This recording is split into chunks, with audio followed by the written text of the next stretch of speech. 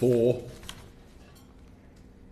Order, order. Welcome to the Treasury Select Committee on Tuesday, the 5th of November 2024. This is our second session looking at the budget, and we're delighted to have some expert witnesses in front of us today. I'd like to welcome from my left to right, Andy King, who's a specialist partner at Flint Global, and he leads on the economic modelling and analysis offering there. So welcome to you. We have Yael Selfin, who's the Vice Chair and Chief Economist at KPMG UK, which I think speaks for itself. We have Paul Johnson, fresh from the airwaves over the weekend and for 14 years, who is Director, of course, at the Institute for Fiscal Studies. And I think this will be your last outing for a budget in that role. Is that right? I think it might be. Yeah, yes. As moving on to head a Cambridge College, I believe. Is that Oxford. Oxford, sorry, forgive me. I had read it and I've forgotten. And then we're delighted also to welcome Mike Brewer, who's the Interim Chief Executive of the Resolution Foundation. So a warm welcome to you all. We're hoping to be up to a couple of hours asking questions. If we ask a question and you think you're not the person to answer it, it's been misdirected, please do deflect quickly to the professional colleague who's better able to answer it. And I'd like to hand straight over to Dame Harriet Baldwin MP to kick off. Thank you very much, Chair. And I wanted to start with the evidence that we took this morning from the Office for Budget Responsibility, because I expect you either had a chance to follow that or you've had a chance to read their document. And obviously this budget adds £350 billion to public spending over the next 5 years. The Office for Budget Responsibility has priced in an impact of 0.25, I think, in terms of gilt yields over the forward-looking period. And I just wondered if any of you, given how the markets have reacted since the budget, if any of you have got a different point of view from the one that was outlined by the Office for Budget Responsibility. Are you aiming that at anyone in particular? If anyone has a different point of view. We Yeah, think Selfin. it will probably be another 0.25 at this stage, based on where the markets are and generally what the implication are in terms of the inflationary pressures. 0.5 in total? Yes. You think it's twice the impact that the Office for Budget Responsibility On interest rates. Short-term interest rates. Okay. Yeah. Anyone else got a strong, different point of view on that? No. You all felt that what the Office for Budget Responsibility said was reasonable.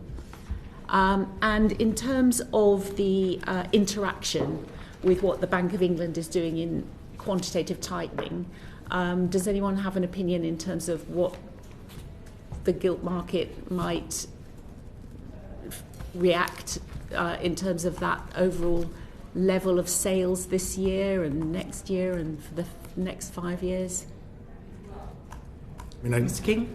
I think we've seen how the gilt market has reacted, because all that information is now in the public domain. Mm-hmm. So the OBR, their quarter point that they added onto interest rates in their forecast was partly because they closed the forecast a few weeks ago to allow time for policy making, and they thought that what they were seeing as the size of the budget would surprise the markets to some extent relative to what was known then.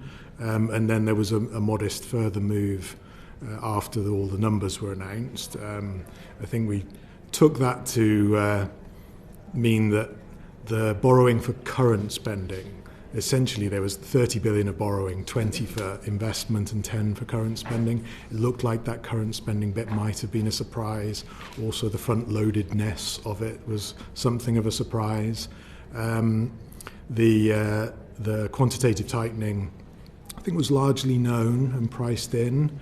The OBR's view is one view of many of how that will unfold. But I think essentially the gilt market now has reacted, and it was a relatively small reaction. Well, as economists, you'll be aware of the debate around the size of a deficit in a country, and the whole idea that some economists support and others disagree with around Reinhardt-Rogoff and the 90% borrowing of an economy, that once you get to that level, it makes it harder to for economies to grow. Obviously makes them more sensitive to changes in interest rates. Do any of you have a particularly strong view around the absolute level of the current deficit and the risks around that?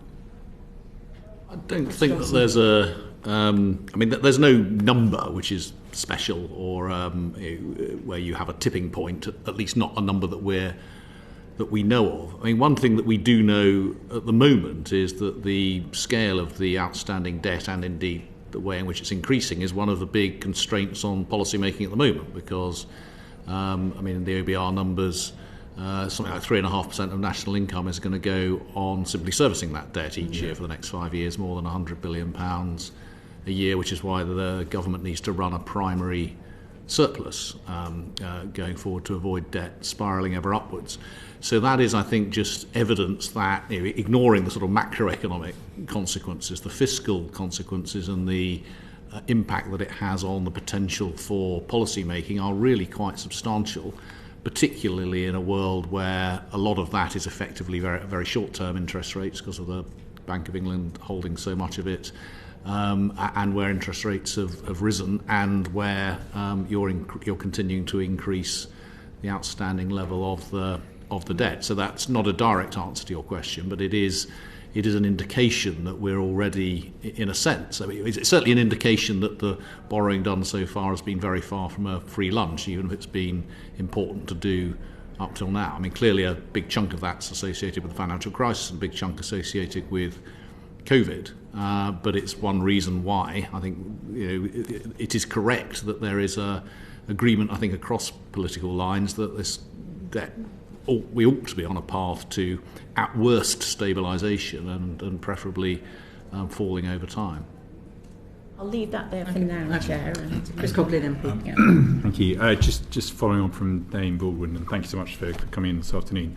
On gilts, so I guess there was a 10 basis point rise in gilts on Friday, and this is I think one of the biggest fiscal loosenings we've seen for decades in a budget, I guess outside of the mini budget. And to Dame Baldwin's point, how much further could we borrow, or how? It seems to me like we're fairly close to the limit, given that rise in the gilt markets. Although I do know that, Reinhardt and Rogoff, their number was, I think there's a formula error in terms of their 90% rule, so that's not necessarily correct, but it does seem to me that the government's fiscal room to manoeuvre is pretty limited now going forward, and therefore the investment choices in this budget are absolutely critical in terms of resolving long-term structural economic issues, because we may not get that chance again.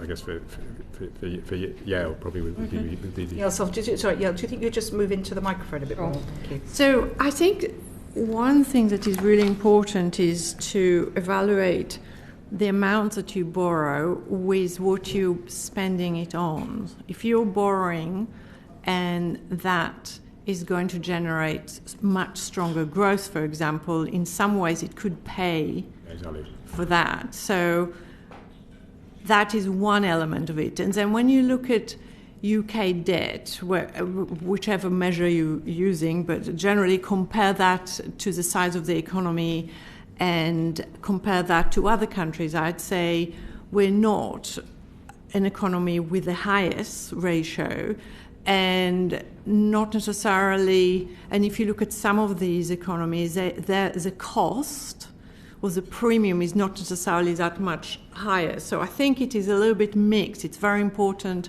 The confidence of the market is very important in terms of the premium you're paying on top of the base rate, but the base rate is also very important. We have higher rates at the moment than we did previously, and we are likely to continue having higher rates, even with base rates going down going forward. So that means that the cost of debt that we have to pay is higher regardless of the level. Yeah. And as you say, it's the quality of what that public money has been spent on that determines impacts the level of that debt that is sustainable. So would you assess, or how would you assess the market reaction in terms of, one of my concerns on the budget is that perhaps the market is saying perhaps the quality of what that debt has been spent on is not particularly high, as in it's not going to necessarily generate the productivity improvements that we need as an economy. Well, I would agree with Andy's assessment earlier that there was a little bit of a potentially surprise in terms of the timing of the spending, and it's front-loaded a little bit more than maybe the market had anticipated. So they have a lot to try and digest in the shorter term. That may have been a little bit of a surprise.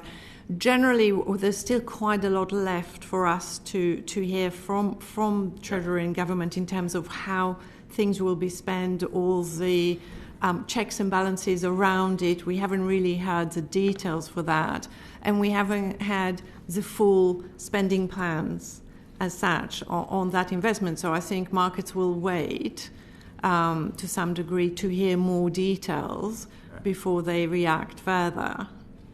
I think it's a very fair point. And one of my other concerns is just the level of inflation-linked debt. So I think about a quarter of the debt is inflation-linked, which is unusual internationally.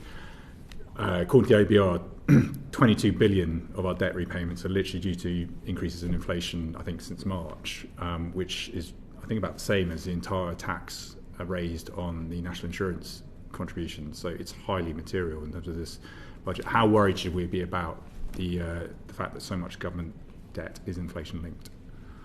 Well, I think one of the good news about slightly higher interest rate is that our focus for inflation are also slightly lower, so that helps. I think generally index-linked gilts were potentially a good way of raising money for the government because they reduced some of the risk, and then the premium as a result of it was lower.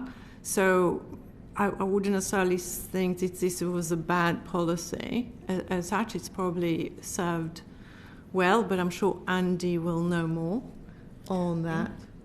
I mean, I just think it's worth looking at it in the round. So a number of 22 billion for index-linked debts, inflation impact in 1 year can be very large because there's so much of it outstanding. But that's 1 year. The national insurance rise, is forever. One's for Christmas, one's for life. But inflation, if it's driven by a fiscal expansion that boosts the economy and wages and so on, has fiscal impacts all over the place. I think the OBR numbers are like 10 billion or so on income tax alone. So it's a striking number. But it's not the only impact, and in the round there are pluses and minuses almost always when doing these things. Thank you very much, Mr. Colling. Yael. Thank you, Chair, and thank you to the panel for spending your afternoon with us. So, of course, market expectations of inflation and of interest rates are very much linked to this crucial question of how much the output gap is, how much we're at potential capacity of the economy. So my questions are about that and about labour supply, and I'll direct them at the panel at large. You can decide who wants to go first. My first question is on the quality of labour market data and how confident you are in, I can see Mr. Johnson already smiling, in the ability of official estimates of the output gap. And if you're not very confident about official estimates of the output gap, where else can we look? Mr. Johnson, do you want to? I don't have a great deal to say about that. I mean, two things that's first saying. You're right. Clearly, labour force survey-based data is not ideal at the moment, but that's only a small part, I think, of what we understand about the output gap. And there are also clearly things we do know about the labour market. We know that there is a high level of certainly relative to immediately pre-COVID, a high level of economic inactivity. There is some uncertainty about the exact unemployment numbers, but I think we know that they're still relatively low. We know that vacancies have been coming down, but are still at pretty decent levels by historic standards. And we know that certainly up till recently wages have been rising at a reasonable pace. So it seems to me likely that on the basis of all that there's certainly not a big output gap out there. It would be surprising on the basis of all those numbers if there were, from the point of view of, particularly from the point of view of the labour market. So whilst you're right that the numbers are uncertain, I think the broad conclusion that at most there is not a significant output gap seems to me to be reasonable. Ms Johnson, you talk about this high level of economic inactivity coming out from the pandemic. How unusual is that in the UK compared to other rich developed economies? And if it is unusual, then in the medium run, let's say in the 2 to 5 year time frame, how much do you think that can be alleviated by encouraging more people into work through investment in health or through other measures? Well, certainly if you look at numbers of people out of work because of sickness or disability, and certainly those numbers claiming those benefits, we're very unusual in the sense that the numbers here have grown in a way that they haven't in almost any other country post-COVID. Now, why that is, why we are so different, I honestly don't know what the difference is that here.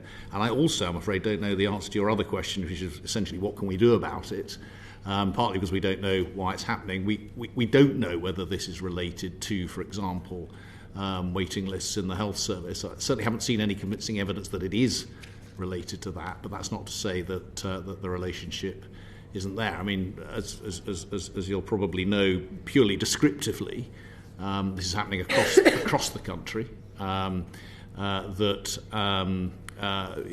of in terms of percentage point increases, it's worse in those areas that were already having high levels of inactivity. So those areas that are most quotes left behind. It's affecting, it's sort of proportionally the biggest increase among younger people, almost entirely driven by mental health issues. So there's clearly a big thing to deal with there. I'd have thought urgently, given that we know that the longer people are out of work for these sorts of reasons, the more they're likely to stay out of work. And an increase, it seems, in physical health problems among older people. Now, all I've done there is describe the data.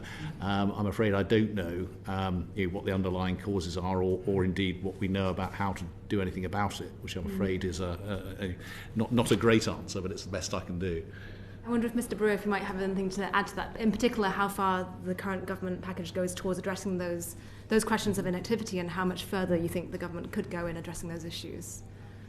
I think actually Paul's given us the answer. So there are lots of causes, sort of reasons why inactivity is up and ill health is up, and presumably the policy solution will be to think about all of those different aspects. So employers will have a role, the NHS and public services will have a role. Some of it, of course, will be just caused by the state of the world nowadays, or what we've been through the last few years, and you can't fix that. So I don't think there's going to be one single policy which is going to put right in our inactivity rates. It's going to require a strategy, it's going to require action from central and local government, from employers, from public services. We've begun to hear a little bit about what this government wants to do. I think it's too early to judge. But what we have heard is reassuring in that it's not relying solely on fixing a problem via the benefit system. What we know from the previous years is if you try and clamp down on spending in one bit of the benefit system, you might displace it to another bit of the benefit system. And so the government's clearly doing more than just that. But I think it's still early days yet. Thank you, Chair. Thank you very much. Lola McAvoy. Hi, my question's been answered actually, so we can move on. Oh, thank you. Okay.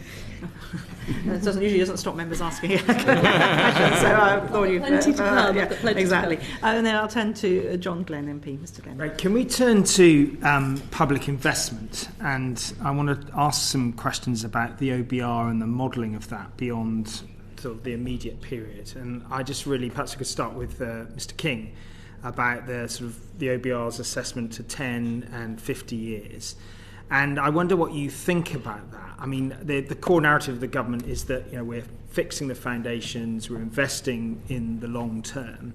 And I was just wondering what you think about the assessment of the growth impacts of that public investment. And I suppose the immediate concern one could have is that there's a risk that you end up trying to serve the OBR's scoring mechanisms, and also there's an interval where of uncertainty the longer you go out. And I was just wondering how you see it in your position. Mr. King. Thank you. Yes. So probably the moment to remind people that I was inside the OBR for a long time. We did know from your bio, so thanks for telling us. And now to reveal that it wasn't the OBR constraining me, I am a conventional kind of person. The analysis they've done of the supply side impact of public investment is very thorough. When I was there, we were using a single paper. It was a survey paper, so someone else had drawn on all the evidence to come up with a number. And then we did not factor it into the forecast because we thought the lags were so long and the effect so small that it was more sensible to have no effect. Now, that decision's been changed, so now it is a small effect, but it is factored in explicitly alongside many other effects. I think the scale of it looks sensible to me because it's based on as much evidence as they could corral. I think you raised another point that I think is important, and one that a committee like yours would be good to keep checking, which is every time the OBR sets out a methodology like this, the Treasury can then teach to the test. Yeah. And so you've seen that over the past couple of years already.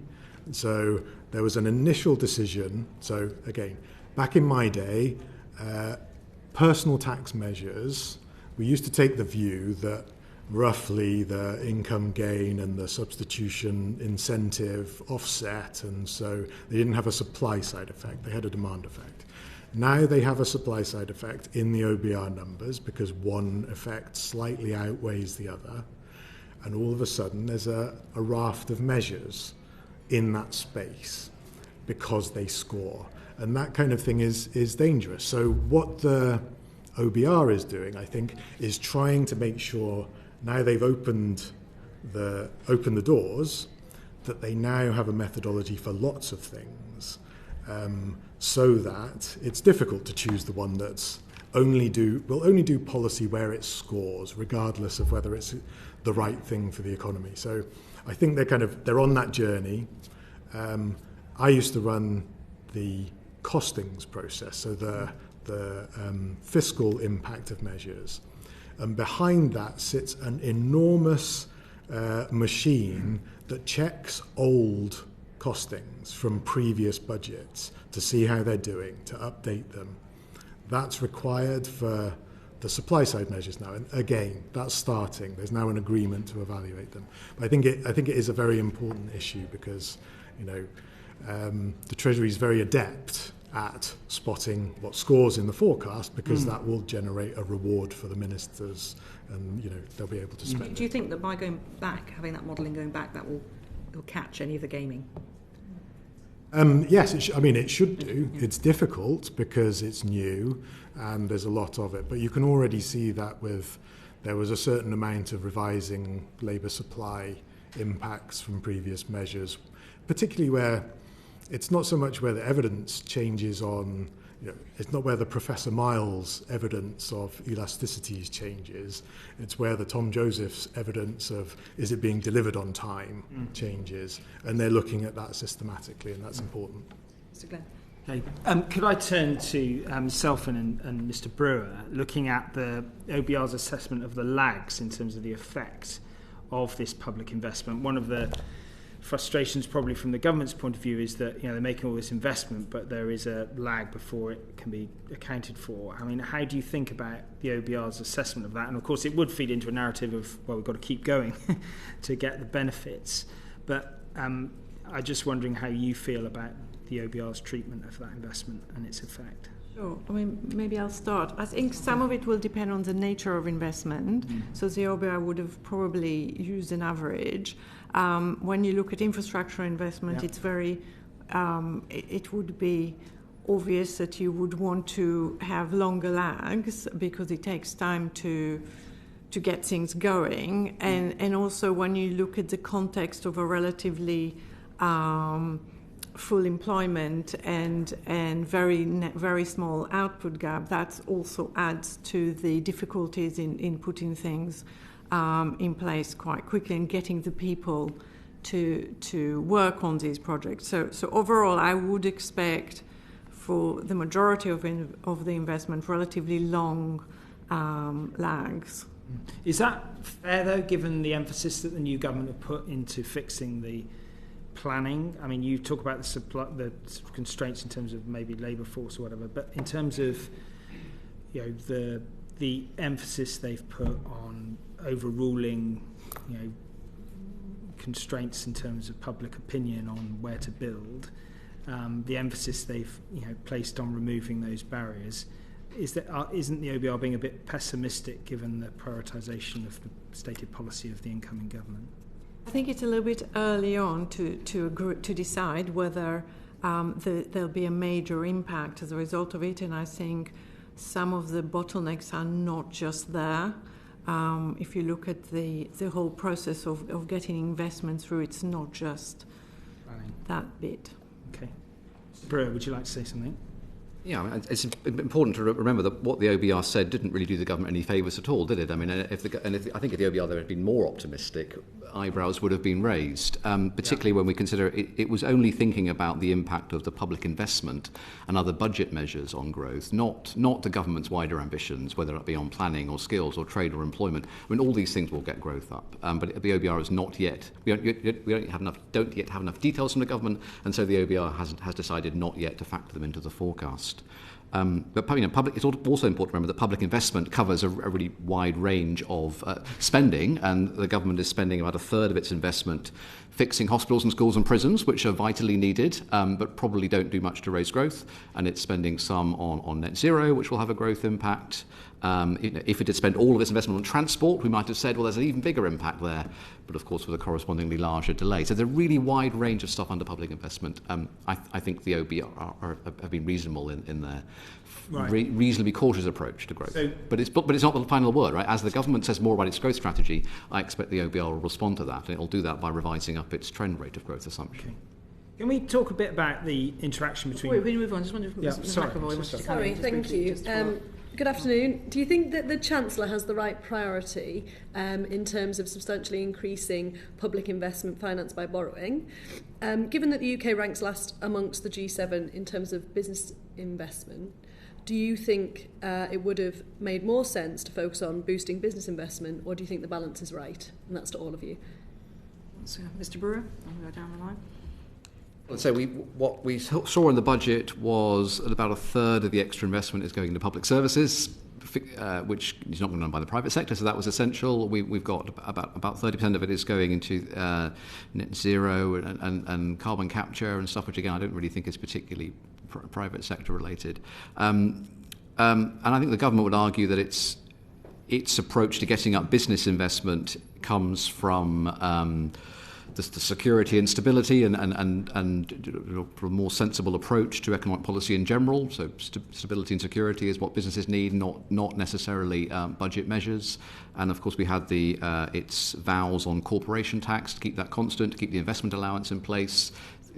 These will all be good things for private investment. So it seems to me it's acted. It's come forward itself where it thinks the public sector has the right role to play, and on private sector it is more going for the security and stability as a way of hoping that business will respond to that. Do anyone else want to answer? Anybody else want to offer a different view? Broadly agree with that. I mean, I'd add two things. First, it's much easier, obviously, to increase public investment than it is to indirectly increase private investment. That's really not an easy thing to do. The full expensing policy from last year will help a bit, but as Mike says, clearly stability and all of those things will help, as will confidence over a period of time. We shouldn't forget the government's only been in office for 4 months. The other thing I'd say is, and again, partly to repeat, but I think to stress, this was certainly not all about growth. I mean, the third of it going into building hospitals and schools and so on, really important, but no more growth focused than paying nurses or teachers. The third of it going into net zero, again, absolutely necessary, may or may not help growth, but it's not focused on growth specifically. This is not a criticism, it's just a sort of statement. And actually, if you look one year to the next, transport spending's being cut. certainly which is, again, not something, if growth was your only priority, you wouldn't have done it like this, but clearly there are a range of priorities. Just to follow up on that point, so you said about confidence over time and stability, that the government's tried to put the measures in this budget to make sure that it's a land for private investment later in the Parliament. Do you think that's fair to say? There'll be more investment to come as a result of the budget, or not? I mean, not necessarily as a result of the budget. Single budgets don't tend to do that. I think if the government, if the country is seen to be stable and attractive over a period of years, and this helps towards it, then perhaps. Mr. Coughlin, very briefly. So the one, I agree with you in terms of the government's Question. role around confidence and stability, but the one thing the government could be doing surely is to crowd in private sector investment is very targeted, mission-oriented R&D, and I see very little of that in the budget. Would you agree with that? That is one thing they could be doing if we were more, if it was more growth orientated. Yeah, well, the OBR said that in the short run, the budget will crowd out a bit of private sector investment, just because the government is spending a lot more than was envisaged, and the economy is close to full capacity. So inevitably, the private sector will do a bit less spending, a bit less investment. But the OBR thinks that will go away eventually, and the OBR thinks in the long run, the extra public investment will itself crowd in private investment. So businesses are more likely to invest when they can see there's this more public sector capital, and that will dominate in the long run. Go back to Mr. Glenn. Yeah, I just wanted to ask about the regulatory reform and industrial strategy. Those are areas which will have an effect on the economy, and I think the OBR has increased this concept of dynamic scoring. Do you see a role for that sort of mode of analysis with those areas, or are we getting into sort of unrealistic assessments of economic activity? Because, of course, I take the point that Paul Johnson makes about stability over time giving the conditions for investment. But how far is it possible for the OBR to make meaningful dynamic scoring analyses of areas like this?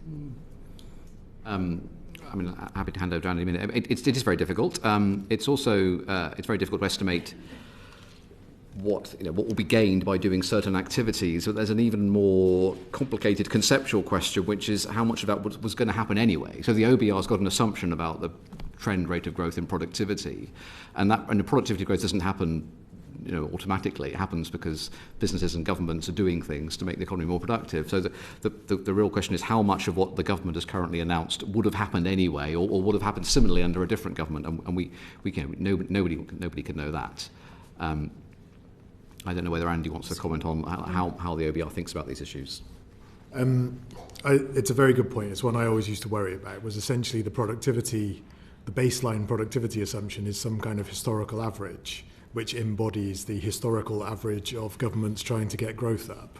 And so a policy needs to be additional to that, but you can't specify that, which was a kind of unsatisfactory conversation to have.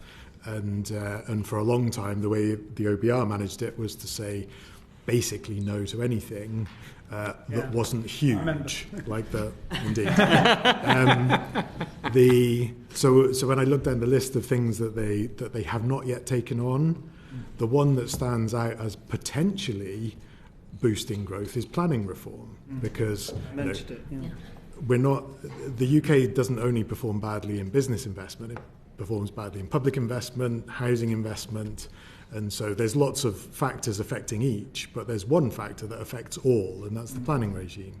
Now, the problem with that is that announcing a planning reform and delivering a planning reform are so far apart. So, I cut my teeth on the 2011 reforms, which the OBR didn't put into the forecast. I was on the Treasury side of the table those days, trying to convince them that the evidence was there.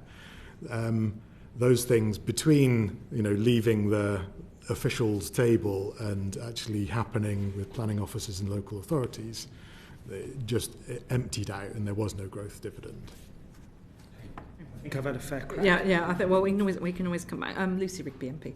Thank you, Chair. I wanted to come in on this time lag point, which I think Mr Glenn made very well, the question as to whether or not the OBR are actually being a bit pessimistic. And I think, although I could do with going back to the FO, that they factor in it's sort of 2/3 within 5 years and then 1/3 within 10 years. And actually including, as you say, the political impetus, but also the planning reforms, Mr King, as you were referring to as well. Do you agree you can see a world when actually this stuff comes forward a bit and actually the time lags accounted for in here are a bit pessimistic and stuff is just delivered a bit sooner?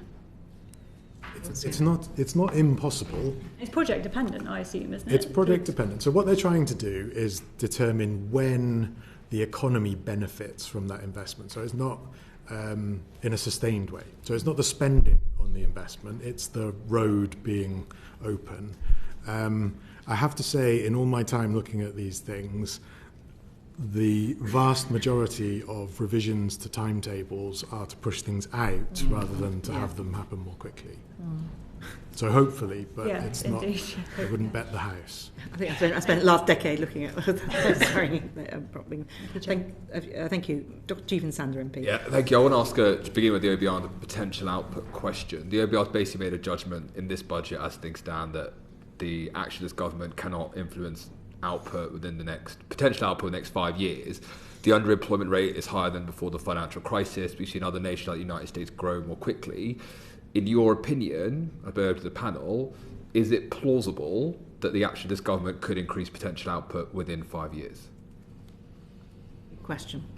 Mr. Johnson. I'm not sure it's the case that the OBR has said that the government cannot influence potential output in the next 5 years. I think they're saying that under current circumstances, this is where potential output is.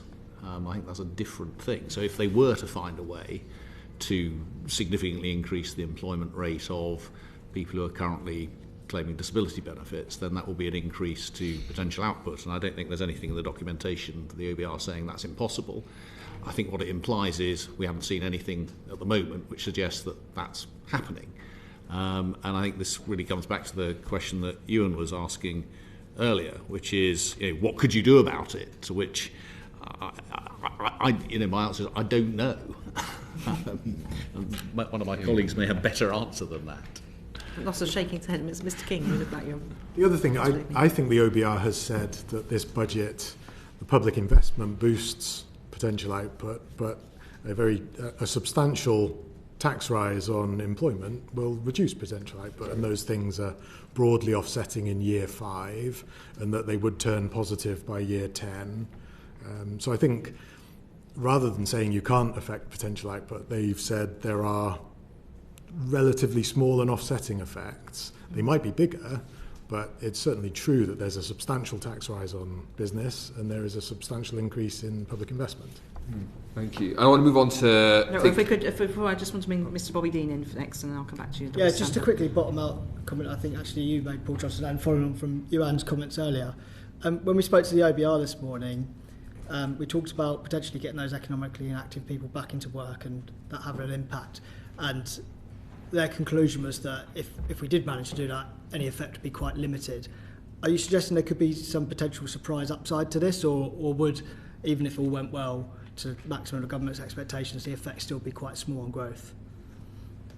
I mean, I think it's going to take time to bring people back to the labour market, and then once you bring them back to the labour market, they need to get a job, so that can take some time. Not always, but it could be in parallel.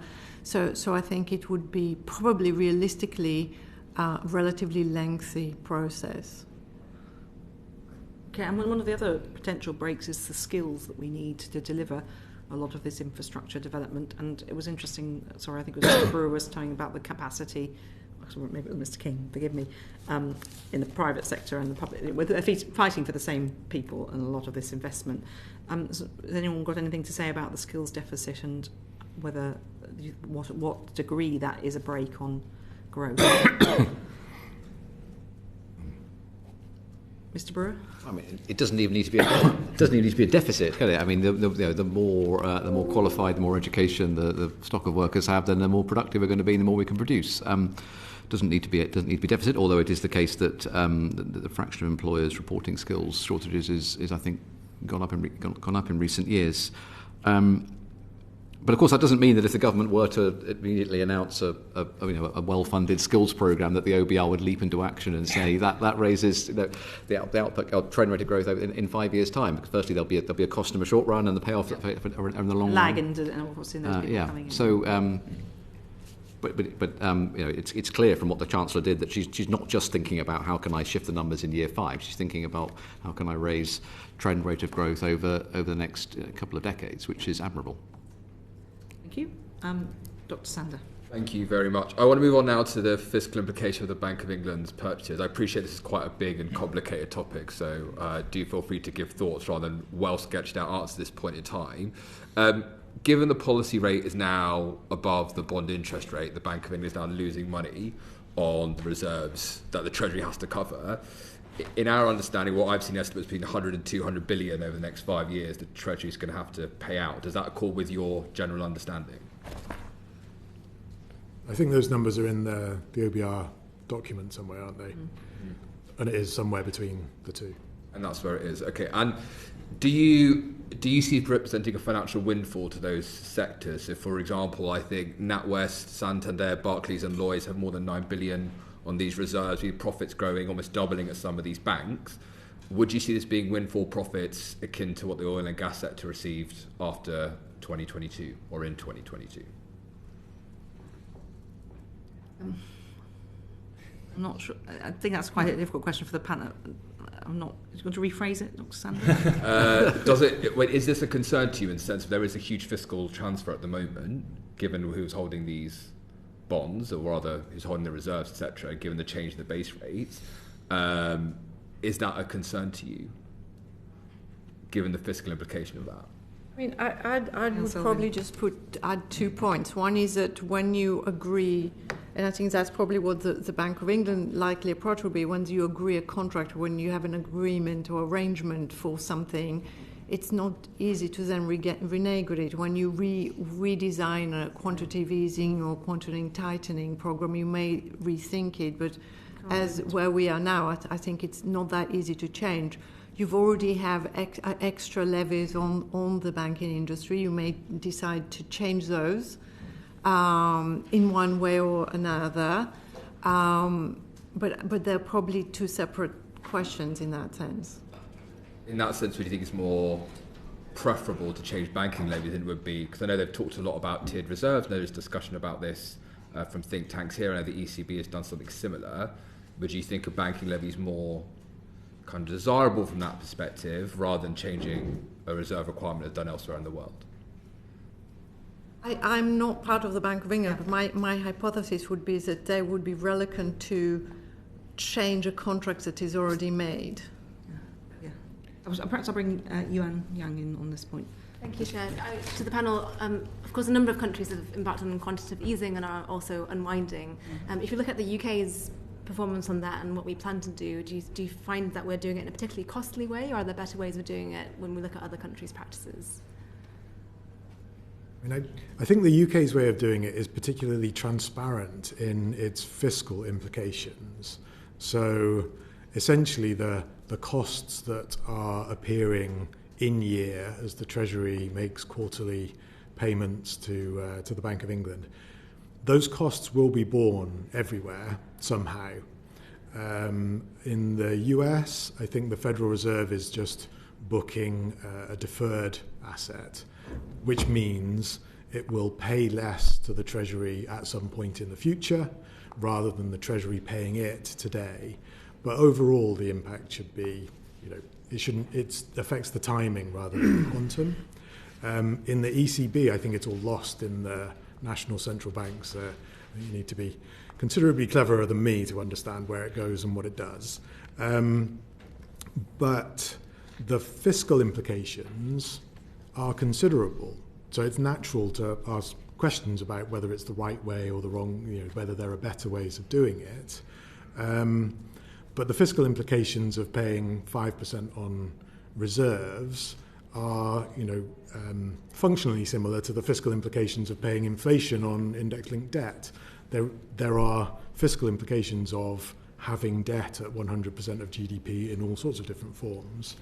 I think the big question on the tiered reserves is, economically it's the equivalent of a tax on the banks. Any tax, you need to think not about the legal incidents, but the economic incidents. What happens after you change something?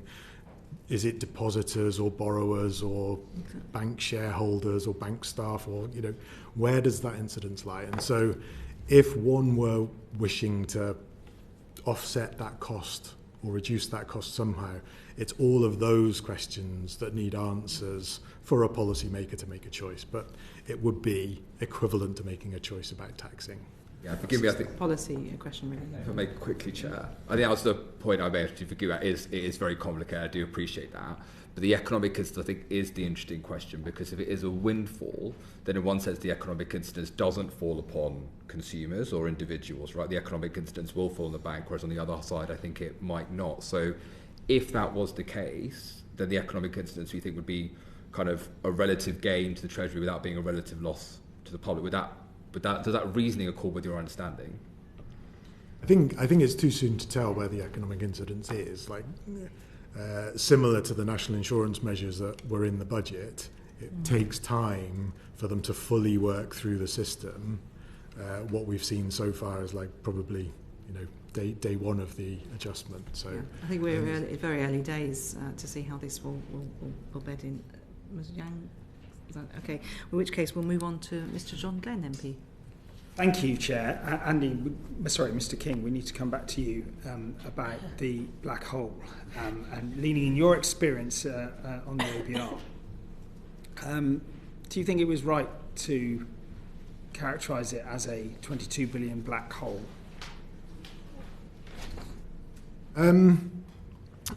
I think that the figure that was presented, some element of that the OBR has then looked at afterwards was kind of information that probably should have passed between the Treasury and the OBR. And I wasn't there. Did they ask the right question? Did they offer the right information? But ideally, that should have all been known and factored into the forecast at the time. There was then a considerable part of it which was taking a decision on public sector pay, which had to happen and had been deferred. It was a decision for public sector pay mostly from April, and it was not taken by a July election, and it was subsequently required. I think it was essentially the same as the decision that had been taken the previous year, which was to follow the pay review body. So it wasn't outlandish. But the previous year, it was within departmental spending limits, and there was only some modest changes in terms of revenues so there was a mechanism to do it that allowed departments to essentially wash their faces. That was the arrangement that the previous Chancellor had come to. So the assumption that it was all net additional was an unnecessary one, I think. I don't think I can answer whether it was necessary or unnecessary. It's a choice the government made. So I looked back at the last OBR report I was involved in, which was March 2023. And at that point, we said that the surprise in inflation had put a pressure of between 13 and 29 billion pounds on budgets in 2024-25. So 22 is bang in the middle of that. So I think it's not an unreasonable number to think was a pressure on the budgets. Now, whether you use words like black holes is, politicians, perhaps not you. Can I just sort of get into the dynamics between the Treasury and the OBR? Because I think it's really unfortunate that we got into a situation where that dynamic is in question. For many fiscal events, the OBR officials and the Treasury officials interacted and produced documents in parallel. And there was no reason to dispute the degree of transparency on both sides through that. And indeed, after the March fiscal event, there was no expression of anxiety from the OBR about what the Treasury officials had shared with them. And then a few months after an election, we hear from the head of the OBR that there was a material sort of almost withholding, essentially, of information from the Treasury. And I just wondered, given your familiarity with that fiscal event dynamic between the Treasury and the OBR, what you think might have gone wrong? So I think, the chair of the OBR, I think, launched his review because he was shocked to find out that there was this number that he wasn't aware of. And so I can see what he was doing there. I thought about, so going back, this number, which is, £400 billion plus, the way, it used to be my job to do, the way I used to think about this was I was forecasting the ability of the Treasury and the Chief Secretary to make sure that actual spending didn't move above limits. So actually a very narrow job. I was forecasting public spending control. And essentially, from the outside, it looks like that was what was being done. It was an unusual thing because it was the year just after, it was the year starting in a few months rather than the year in progress. And that never got as much attention as the year in progress. But what I think about is the kind of, what would have happened if the election result had been the other way around? And if the previous Chancellor was still Chancellor, he would have had to squeeze public spending into the number he said he could. And so those Treasury officials who provide the information to the OBR would have been providing him with advice on what you've got to cut if you're going to live within the number you've said is livable. And what does the OBR do about that? I'm not really sure there is anything. And this is the way in which departmental spending, it's the pounds that are the public policy choice. Is it not possible that one administration's familiarity through difficult times of ongoing pressures that would need to be resolved at the next fiscal event is the same as an incoming government's black hole, whereby they haven't had familiarity with that ongoing fact that things emerge between fiscal events, and it was in their interest to characterise it as highly as possible for obvious reasons when they wanted to expand anyway? That would answer the question, and sort of both could be deemed to be true, but the trouble is we set out the OBR to be that arbiter of truth, and therefore they're in a very difficult position. I can't speak to motivations, but the understand.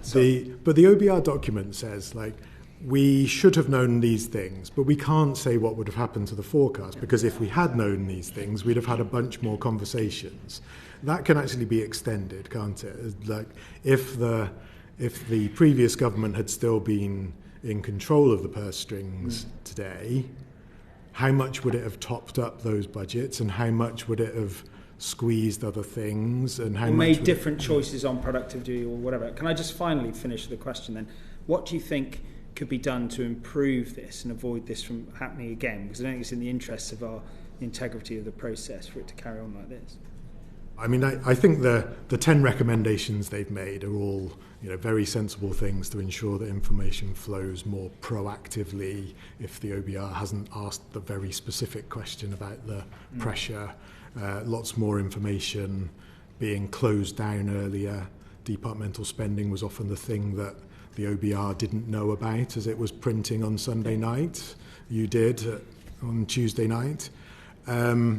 I think the one thing, looking through it, it's all very technocratic in OBR. It's all about getting the number right. It still doesn't tell us what we're getting for that departmental spending. There's no forecast of the NHS waiting list or any of those other things. So there's still a gap there. If you look at something like the Institute for Government's performance tracker, there's lots of metrics in there that are readily forecastable, which would be a much richer information set.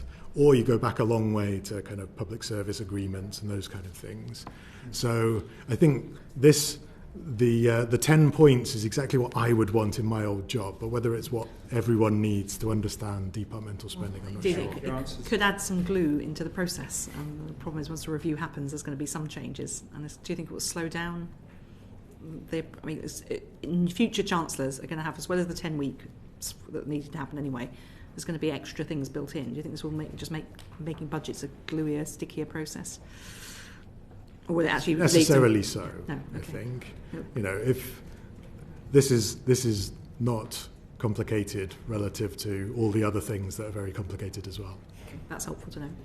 McDonough. Yeah, I mean, as a layperson, having seen the former Chancellor be at this committee over the last period of government, we were always assured that the numbers were there and that they could stick to what things were going to cost. So I was particularly surprised to see that within the black hole there was no compensation for the infected blood scandal victims, or nothing for the sub-postmasters with the Horizon scandal, or that there had to be an extra £1.6 billion found for the next stage of the childcare proposals when the former Chancellor sat where Mr Johnson is and told me that all the money was there. Is that a reasonable argument? Mr Johnson? It's me again. I think it should be you again. I think that the compensation schemes are slightly separate. So, they required a certain number of decisions to be made before the OBR could tell how much and in which year it would cost. I think some of those decisions to go ahead had been made, but not precisely and not ahead of the March forecast. And so there's always a list of policies that are not quite specified sufficiently to go into the numbers. The childcare one, I think, is a case of revisiting and finding out that it's going to be more expensive than previously. It's also an example of a supply side measure where the evidence on its labour market impact in kind of how will people respond to free childcare is one part of the issue. But actually much more important is, are there enough people to work in the nurseries? Are there going to be enough places? Delivery.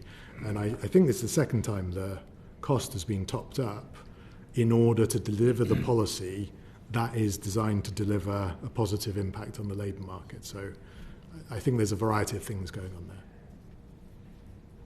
Anyone else? Mr. Yeah, I just wanted to reflect that wouldn't want us to put too much onus on the OBR. I mean, the OBR was set up because Treasury a long time ago would say, oh yes, growth's definitely going to get better in year 5, or oh yes, the tax revenues will definitely arrive. And that the OBR was set up to say, well, based on the best technical information we have, that's probably not going to happen. This is what we think is going to happen. So it's using its technical skills to come up with the best possible estimate of the state of the economy, where tax revenues are going, and spending on DWP benefits. When it comes to the rest of the government spending, it takes the government's word as the truth, and I think it would be difficult to have the OBR say to the government, we don't believe you. Not that we don't think your sums are right, that's fine, but we don't believe you. We don't believe you can hold spending to this level, or we think you've forgotten about this area of spending. The OBR would then become more politicised than it is now, and I think we saw the risks and danger of that under the previous government when some members of the Conservative Party were having a go at the OBR, and we don't want that to happen. It might be more appropriate for a body such as yours to be saying to the government, "Hang on, you seem to have forgotten about policies X, Y, and Z when you did when you produced your EFO." So I'm sensing an urge that you want the OBR to do more, and I'm saying there is some safety in having the OBR just limit itself to the technical questions rather than requiring it to call the government out on aspects of policy. I could also say, having chaired the Public Accounts Committee for nearly a decade, that there's always policies that are in a department's plan but are not budgeted for. So there's always a lag on a looming hole on spending. But we're going to have the Chancellor in front of us tomorrow and the Permanent Secretary, so we can raise these issues again with them. Mr. Glenn, did you want to add anything? Well, no, I just wanted to point the fact is that on the infected blood, there was no costing because the analysis of the victims had not been done. And June, there was a piece of work done to speak to the victims, which then verified the numbers. There was a speculative range, but it was very, very difficult to pin down, and indeed it still is, and assumptions are being made now. And being indulgent with Mr Glenn, because of course he was the Paymaster thank you, General that's very at the kind. time delivering that thing. So I just think, as you're in the room and we've got the expertise, we might as well hear you on that. And over to Lola McAvoy, MP. Thank you, and well done. That was a particular. I feel like Mr King, you had to do quite a lot there in that bit. The other people on the panel are breathing a sigh of relief to see you answering all those questions yourself. So well done. So, on to national insurance contributions. Okay, the OBR has forecast a number of indirect potential impacts from the increase to employers' NICs, including potential reduction in wages. Do you think, in your expert opinions, that is a done deal? Is that absolutely going to happen? How do you feel? What are the other options that could come from this increase in NICs? Does it always have to go into the workforce? And I want to know each of your individual opinions on that. Who do you want to start with, Mr. Starting with Yael, please. Selfin. So I think it's always uncertain to some degree, because you're trying to predict people's and companies' behaviours, and there'll be different things that will impact different industries, different types of companies. One of the things you need to think about is how tight the labour force is. So how easy is it to potentially offer lower wage increases, because ultimately when no one is, I think, expecting wages to go down, what you're expecting is that over time the increase in wage will be lower to make up for that increase in cost. But that would depend on how tight the labour market is, whether it is actually possible for employers to keep and retain and potentially attract workers for those work. So the tighter the labour market is, the harder it is to do that. But then the other things that you need to think about is how tight their budget is. So how much margin do they have to absorb that increase in cost? That's another factor. There's certain sectors in particular that are operating very, very limited margins, so they don't have a lot of room to absorb it.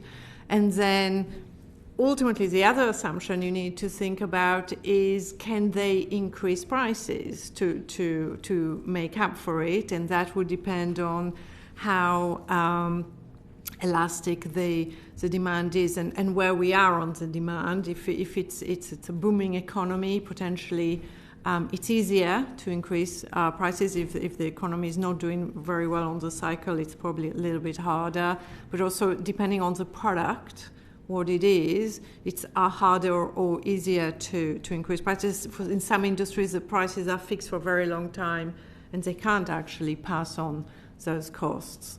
So all of that would impact where that is essentially going and who's paying for it. Yeah, so those factors, absolutely, they will impact it. So in your opinion, do you think it's necessary that they will lead to the reduction in wages, in the wage growth one specifically? So I think the impact will be gradual. I think the short-term impact will be different to the longer-term impact. It is quite possible that a big chunk of that increase will be passed on to lower wage increases over time. That is likely to be the case, but it will be over time. The short term will not be the impact on wages. And are there any other ways, do you think, any other ways that you think it could, that could be absorbed? So do you think maybe an increase in productivity might lead to more, let's say an increase in productivity in the workforce means that actually some of the overheads they'd factored before, like sickness, absenteeism, things like that, the package in a whole, in the round of the budget, if it was only this isolated increase, but with the wider package, do you think that could have any to offset some of those factors? Yeah, absolutely. I think higher labour costs could potentially encourage businesses to invest more in machinery or to upskill workers, and will help improve productivity indirectly as a result. But that takes time. It's unlikely to be immediate. Thank you. Did anybody else on the panel have anything else they wanted to add on that?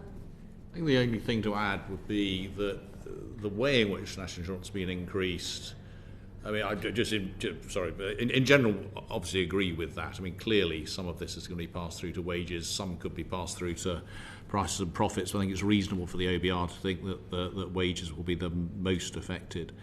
But it is interesting the way the national insurance increase has been implemented. It's not a straightforward increase in the rate, as you'll be aware. There's a halving almost of the threshold.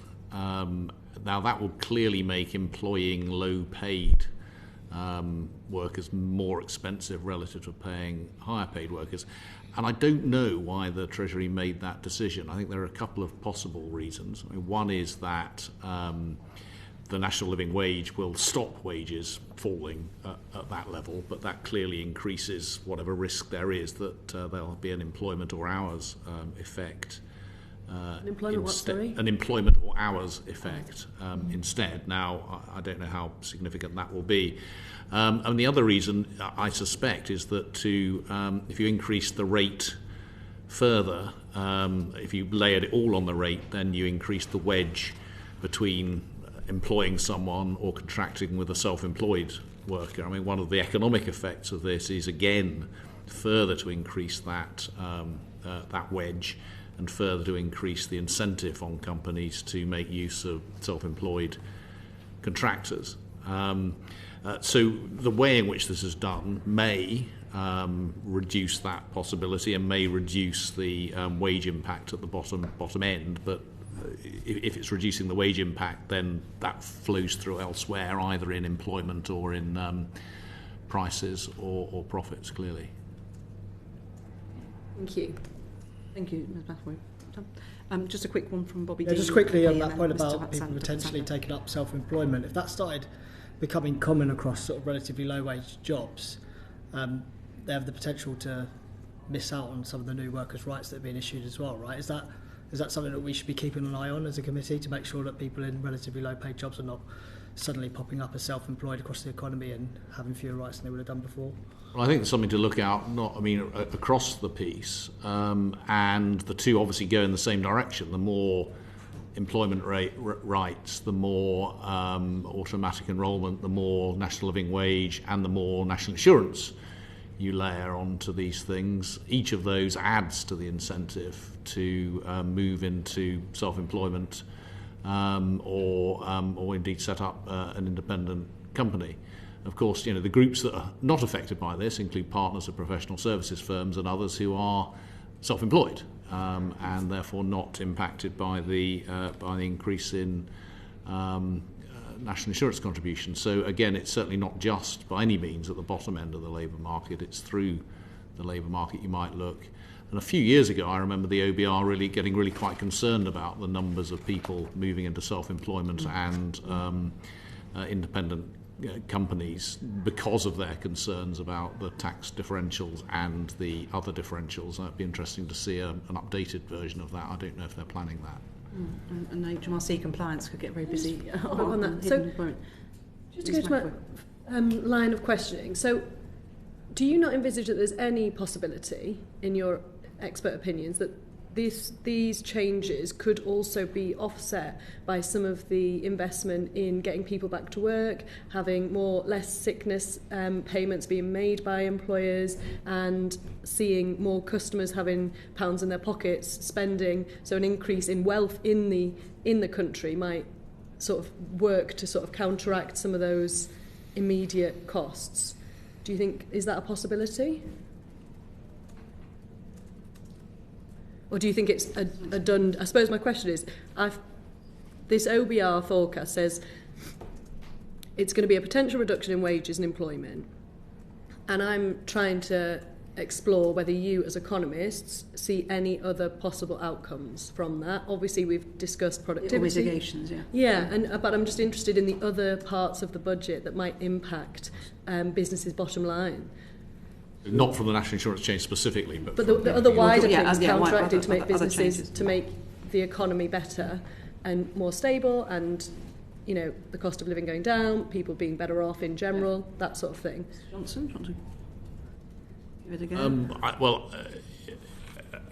go? The first thing, irrespective of everything else, I think it's clear that the national insurance changes will result in somewhat lower take-home pay. I mean, I think that's clear. Is there other stuff in the budget to push in the other direction?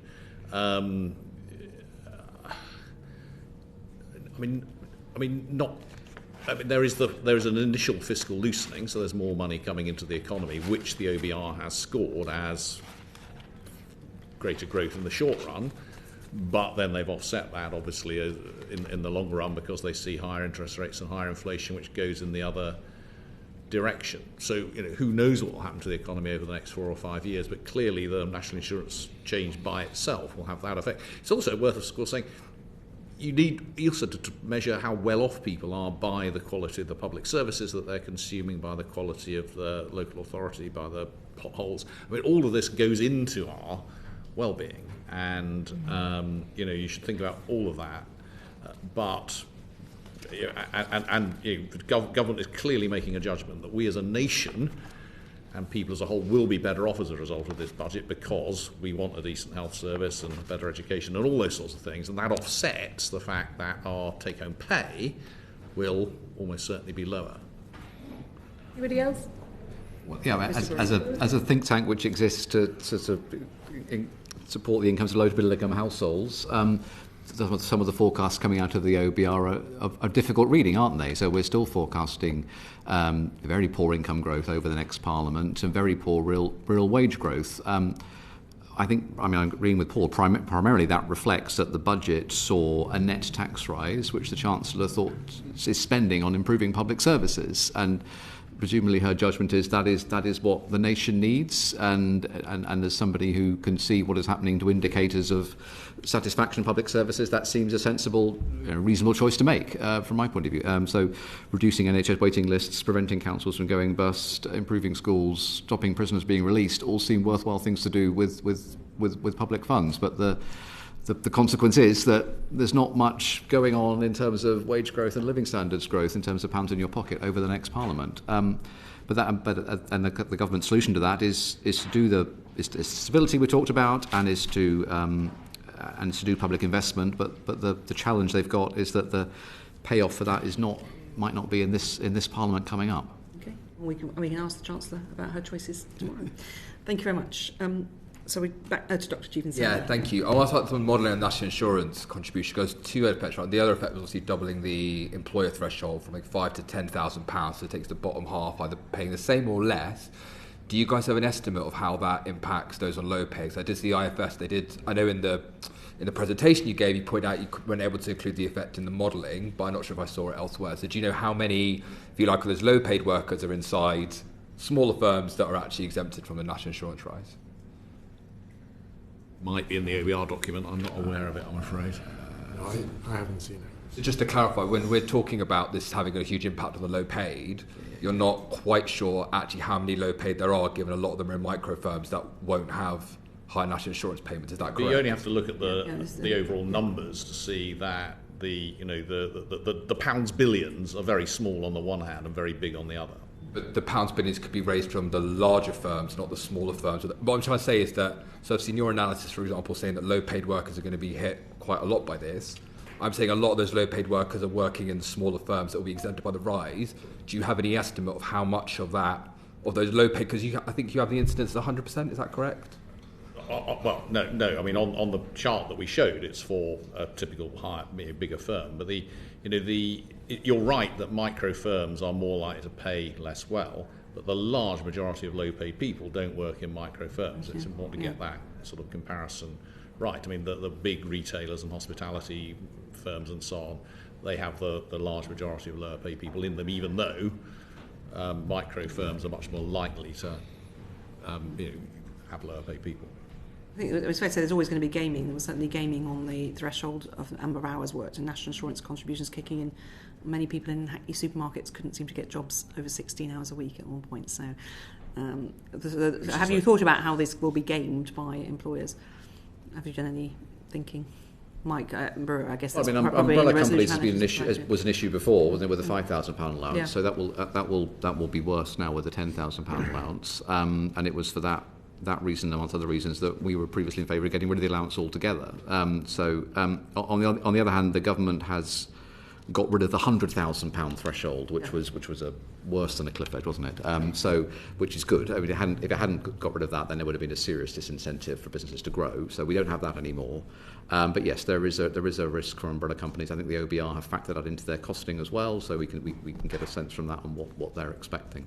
Okay, Dr. Sander, did you have anything else? No, I think I'm fine to move on. Thank you. And just wanted to just really ask a quick question of all of you. So the macro and the micro end of it, about who you would say the winners and losers are in this overall in this budget. So we've talked a bit about employment and particularly lower paid workers, but more generally, we've seen money going into public sector investment. Mr. Brewer laid it out very clearly earlier. The growth is a mission of the government and the Chancellor. But where do you think the winners and losers are in the short to medium term? I think the winners are users of public services because there'll be more money going into those. Relatively speaking, you might think that those employed in the public services are more protected, although I think the way that has been explained has been a bit not quite accurate. There is compensation being paid to public sector employers. They're not being exempted from paying the national insurance contributions, and so that will also affect their incentives about the use of people as against other things. It's worth saying that, so if you compare this change in national insurance contributions to the one that last Chancellor made, so the last Chancellor cut employee national insurance contributions, that was clearly a benefit essentially to working people, but no benefit to pensioners. This is the reverse. This is a cost to employers and working people with no cost to people getting their money from elsewhere. There's obviously increases to capital gains tax and so on, but that is very much a minority sport in terms of the number of people affected. But I think the broad thing here, is very much as Mike was saying, is that your winners are your users of public services, and your losers are the big number is broadly speaking people working for companies and the companies themselves. And the winners will be in public services if all those promises come to fruition, which is still going to be a lag. So, and what about from the macro end? I mean, where do you think the people you're advising, Ms. Selfin, you're giving the economic outlook to many of your clients? What are you telling them they're going to get that's good from this, and where are the downsides? Well, I think it's the public sector services that are definitely benefiting. There's a shift towards supporting public sector and getting potentially more delivered by the public sector in terms of the services. So I think anything related to that is definitely more in favour. One of my particular concerns is certain sectors like hospitality and care sectors that are potentially more squeezed because of the changes to the tax system, and also they have the increase in living wage to deal with at the same time, and a relatively high level of vacancies, and so I think there are particular sectors where I think there may be more stress.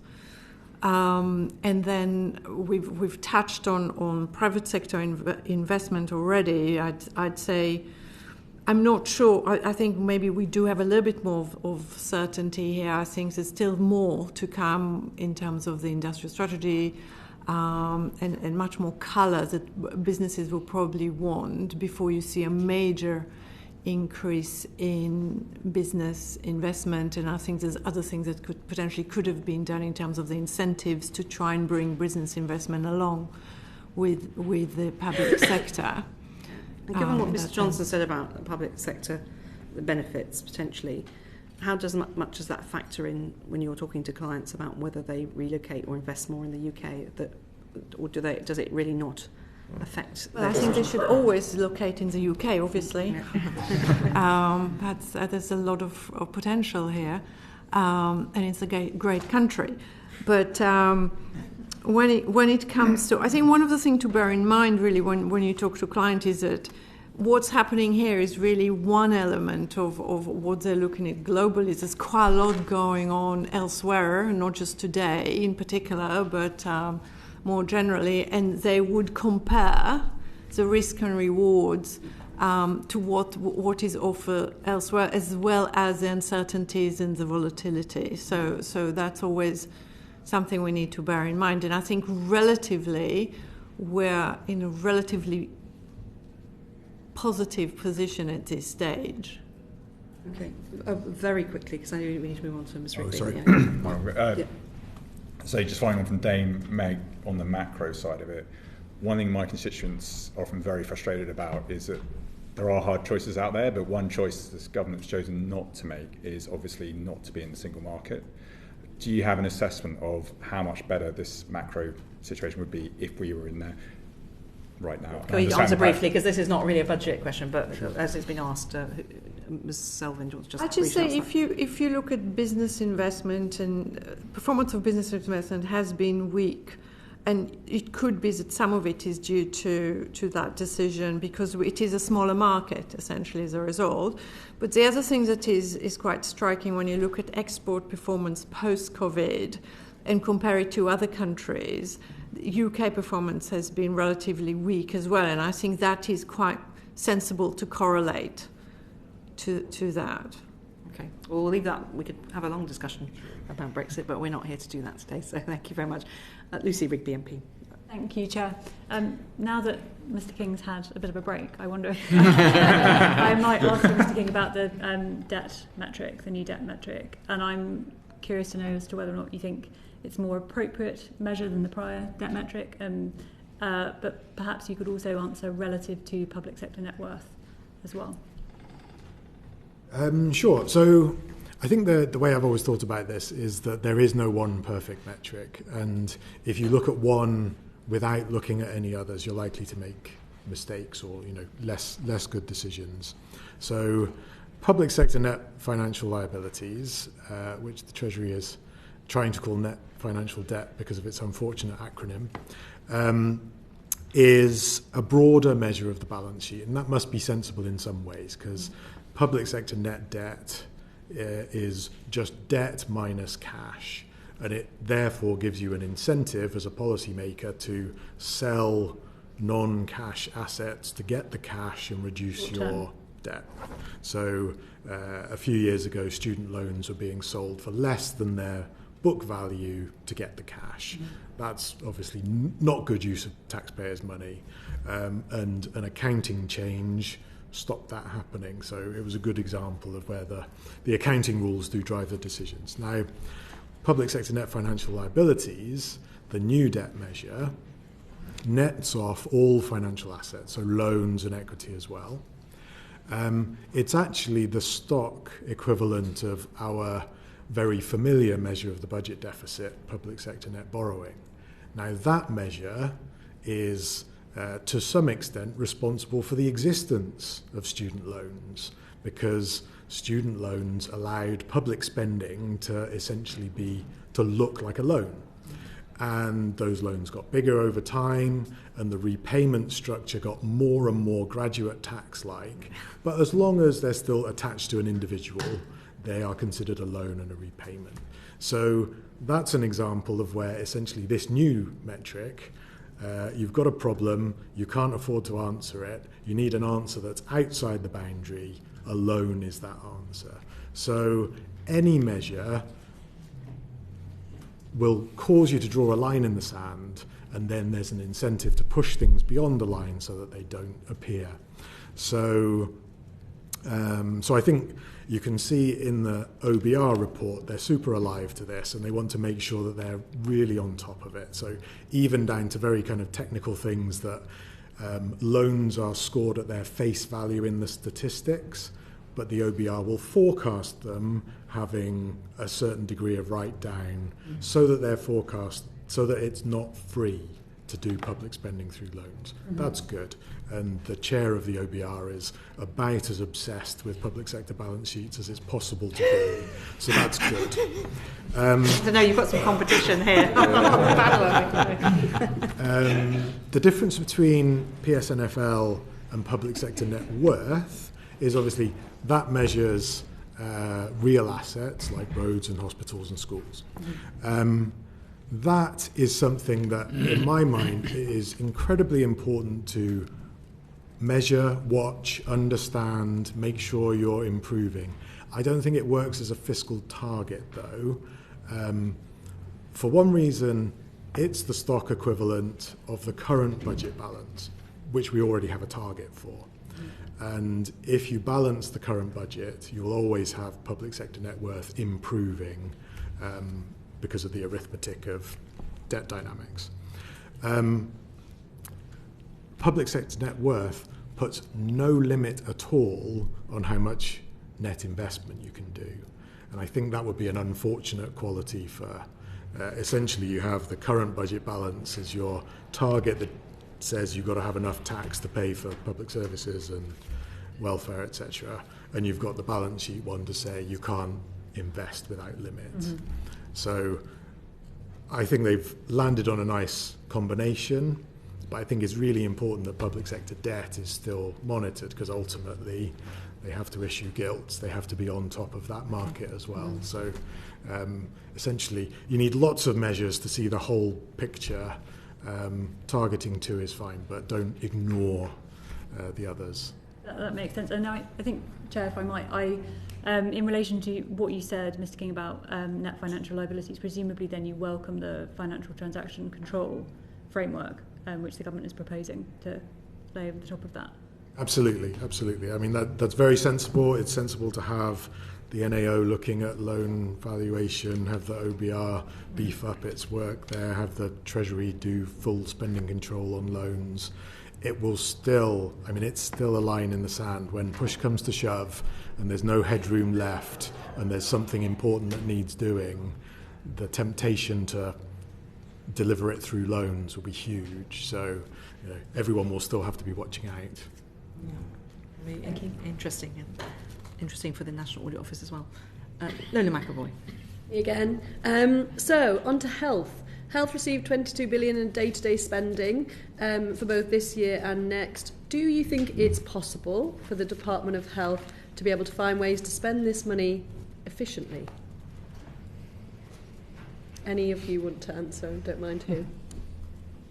Can I make one point, which is £22 billion, I think is the cash increase over 2 years, which is 4% real on average. 4% real is a percentage point faster than normal. So I think in a way the 22 billion is not as large as it seems. It's a very big budget that rises with inflation and pay and so on. So I'll let others answer on whether it can be done efficiently, but I think 22 billion is, a lot of that is normal baseline growth in health budgets. I think almost all of it, actually. Yeah, it's about, about a 4% increase a year to stand still in the NHS with the ageing population is what I'm not. Again, I think it's a really hard question to answer sensibly. I think to say two things.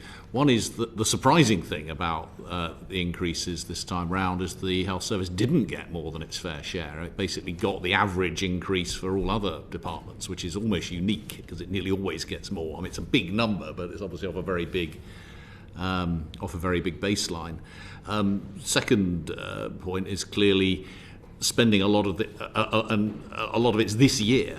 Now this is part of a sort of long-term sort of way in which the health service works, where they have essentially mythical budgets at the beginning of the year. They don't quite know how much it's going to be topped up, but they know it's going to be topped up, so they work knowing that it's going to be topped up.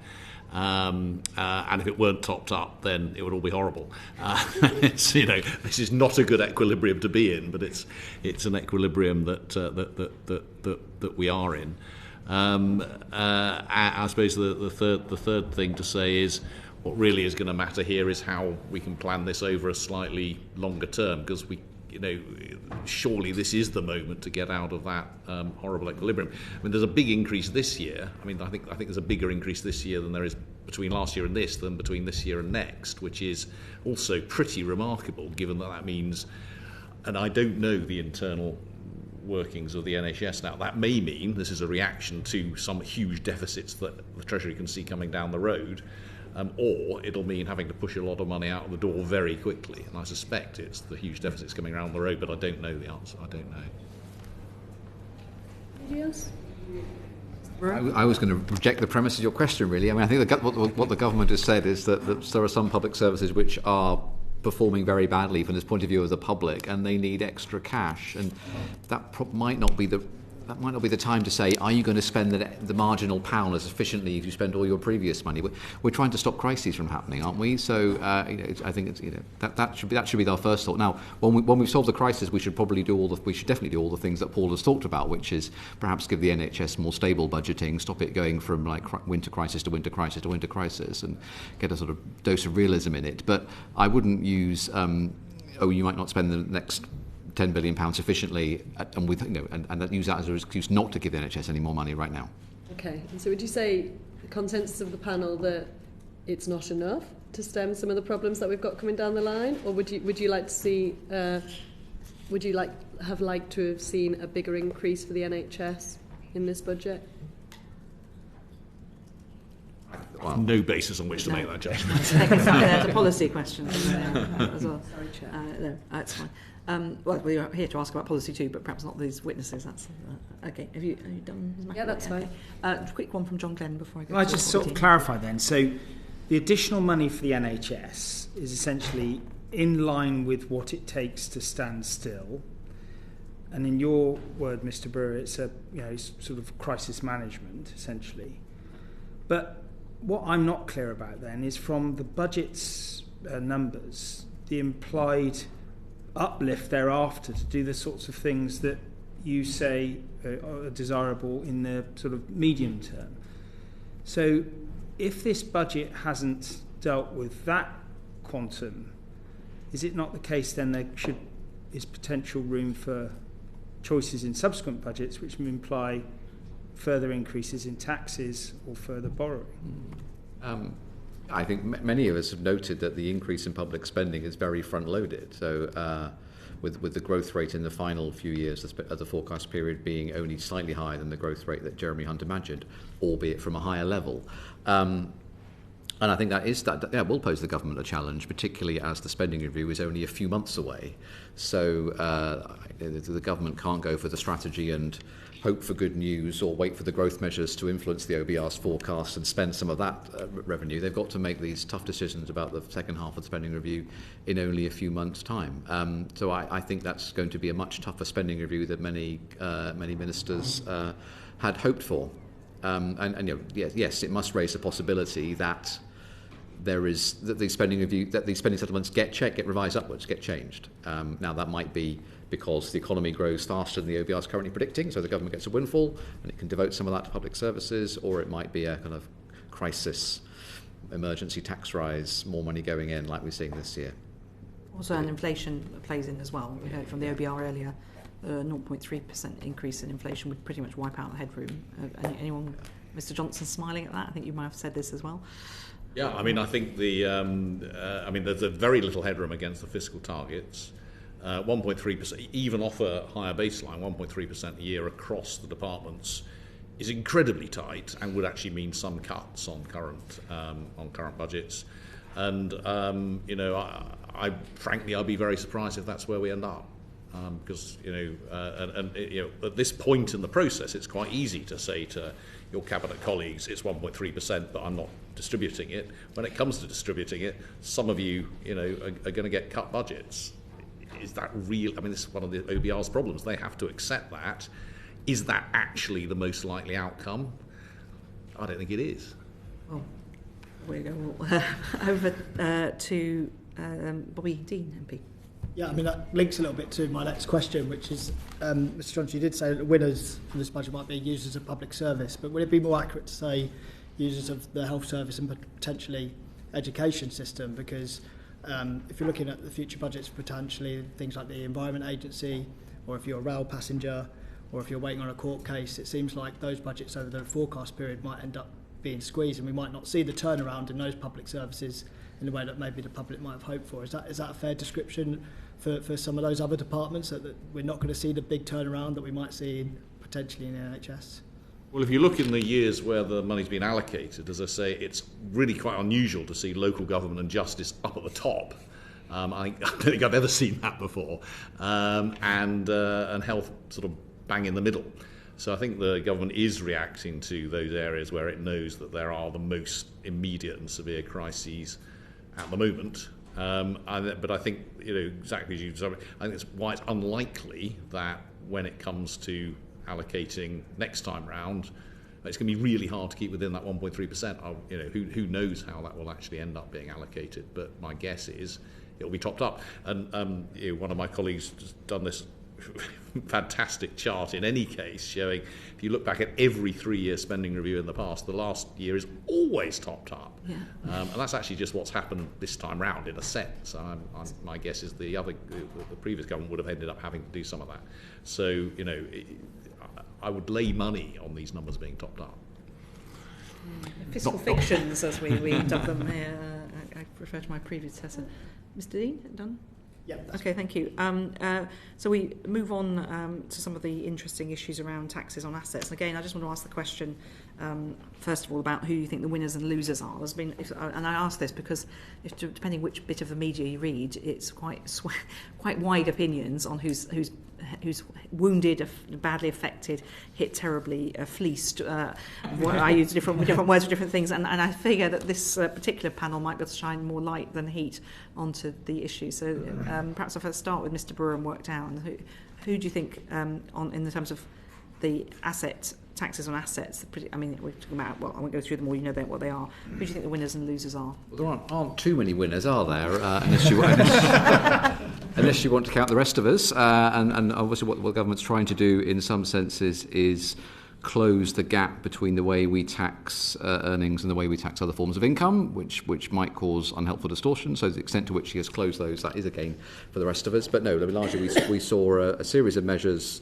Well, I think that principle undermined most of the changes that the Chancellor made, whether they be to inheritance tax or capital gains tax. He is trying to reduce the difference between taxation of different forms of income, and in general, that is to be applauded. Okay, Mr. Johnson. I think clearly, if you're making capital gains on shares or what have you, you are losing from this. But your easy ways of avoiding that have been left completely in place. So just wait till you die. Completely forgiven. Leave the country. Completely forgiven. You might just be giving the Chancellor a list of loopholes to close.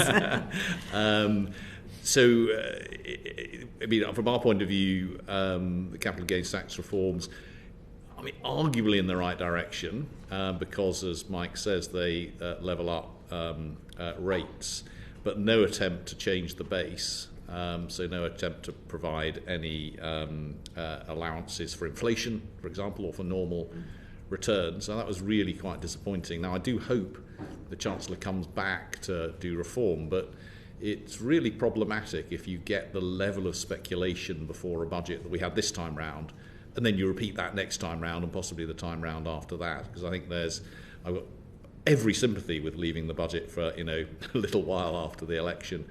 But if you're going to leave it a little while after the election and then don't do the reform, then there is a risk that people will be speculating next time round. At one level, I suppose most people with money in a pension might consider themselves winners relative to some of the speculation, again, that lump sums might be taxed or relief reduced. But again, I really, really hope the Chancellor says, look, we're done now, or says, look, my plan really is to do this, because again, the speculation is really costly, because we know, I don't have any data to prove this, but everyone in the industry you talk to says loads of people cashed in their lump sums because they are worried about what the Chancellor might do. This is really damaging stuff. So again, it's one of the reasons why I think it's quite important to set out some sort of agenda or strategy on that. Well, certainty is a watchword of the Chancellor, so we'll maybe put that to her tomorrow. But Yael, Selfin. I haven't got a lot to add. I think I really agree with the uncertainty bit and the fact that people are trying to plan, and this is very unhelpful when you have all these potential rumours for quite a long period of time. It doesn't help on confidence, on consumer confidence, etc. as well. One of the areas where I particularly maybe wanted to touch on that hasn't been touched on is housing, where I was a little bit disappointed that maybe I was just, naive, that there wasn't anything on stamp duty. I think this is one of the areas where you do want to improve mobility generally, and I was hoping there will be something there's something bolder, and then related to it a little bit on rental, on the availability of rental properties with that change that was made, just didn't seem to make that much sense in that sense. Can I jump in there? Actually, sorry, one of the losers here was my forehead, which hit the table when stamp duty was announced to be going up. I was lost for words, as you pick the worst tax that we have and increase it. I thought was quite staggering. So the losers here will be people who want to buy second properties, but also people who want to rent properties, and I just find that extraordinary. Do you think there should have been a different? I suppose maybe stretching into policy areas. Your objection was it about renting or about people, the 150,000 people who are second homeowners in this country? Where was your objection? Well, there's a lot more than 150,000 second homeowners, but of course, people who currently own second homes, aren't going to be losing from this. It's as ever, the generation that's done well is fine, and the generation that so it's a generational issue, and the renters. I think there's every imaginable issue here. It's also if you're a landlord and you want to sell one property and buy another, it's now prohibitively expensive, so you're not going to do that. If you want to become a landlord, it's now much more expensive. If you want to become a renter, it's going to be more expensive than it otherwise would have been. I was also really disappointed that the reduction, that there wasn't any use made of the fact that there's currently a lower rate for cheaper properties than first-time buyers. That's going, and I think that's going to be a big effective increase in April. I imagine we'll see a big sort of, as ever, a surge of people trying to buy before the April deadline, and then that. So sorry for the rant, but I was obviously I was just Mr. King, and then I'll come to Mr. Harriet. Mr. King. I'm not sure I have anything else. Okay, that's fine. We don't all need to speak on. So, Dame Harriet. Just slightly niche issue, though. Is it your understanding that for a working couple who are not married, if one of them were unfortunately to lose their life, their death in service benefit would now become taxable because they're not married if it's more than 325? No. Did anyone read the small print closely enough? Well, we need to clearly future tragedies, you could potentially have the revenue take away 40% of someone's death in service benefit that they'd set from their pension because of the change. I don't know. I think there's a lot of complication. I think there's an awful lot of explainers out there, some of which are contradictory. So I'm sure again we can ask specific questions going forward. Yuan Yang, MP. Mr. Johnson and Mr. Brewer, you both talked about closing the gap between the way we tax income and the way that we tax wealth. A very broad question. Do you think our current tax system has an efficient balance between those two forms of taxation? Is this budget moving us in the right direction? And how much further do you think we have left to go on that? We've got a long way to go. I think the big picture of this budget took us in the wrong direction because it increases the tax on earned income through employer national insurance contributions. So it sort of undoes, as it were, some of the benefits that the previous cuts to national insurance contributions did. And the big difference between taxing earned and unearned income is the way that national insurance contributions work. And there were some movements, obviously, to close that with the increases in capital gains tax, but we've got that continual trade-off with capital gains tax, that it's taxing capital gains are taxed at a lower rate, but they're taxed off the wrong base. So we're taxing purely inflationary gains, we're taxing normal returns to investment, and we're not offsetting that investment. And the simple proposal that we've suggested for a long time is that you tax at the full labour rate, but only the return above a normal return. And what we got was what we've had ever since capital gains tax was introduced in 1965, or whenever it was. It's yo-yoed up and down. At some points gone up because we're worried about the gap between the rate on employment income and capital gains, and sometimes gone down because we're worried about investment incentives and entrepreneurial type incentives. The closest we got to a sort of sensible regime was between about 1985 and 1997, when we had at least an allowance for inflation and a rate which was set at the standard income tax rate. So that's why I'm worried that we'll see more uncertainty and instability in that. Thank you.